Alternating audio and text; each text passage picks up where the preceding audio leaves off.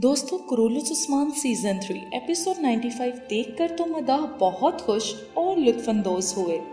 नई कहानी हो चुकी है शुरू और कहानी के शुरू में ही उस्मान बे और बाला खातून की मोहब्बत की घुड़सवारी ने तो पुराने दिनों की याद दिला दी।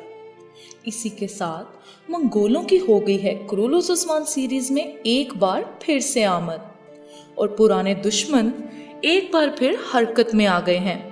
बारकन और रोमानोस मिलकर उस्मान बे के खिलाफ कर रहे हैं साजिश।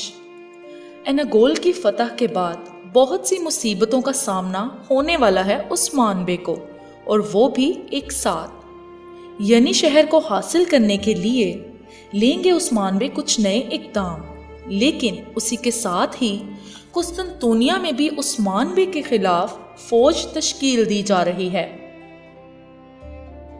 लेकिन जैसा कि हम जानते हैं कि उस्मान बे हर मुश्किल और हर आफत का सामना करने के लिए हैं तैयार। बात करें ट्रेलर की तो तुर्कों के एक अहम और अजीम सरदार चोबान की हो चुकी है एंट्री, लेकिन उसका बेटा है बारकन के हाथों में। और जैसा कि हमने ट्रेलर में भी देखा कि चोबान के बेटे अली को इस्तेमाल करने वाले हैं उस्मान बे के खिलाफ, ताकि तुर्कों को आपस में लड़वा कर उस्मान बे को कमजोर किया जा सके। और दूसरी तरफ इसी बात को मुद्दा बनाकर बारकन और रोमानोस मंगोलों को भी अपने साथ शामिल कर लेंगे ताकि उनकी ताकत बढ़ जाए।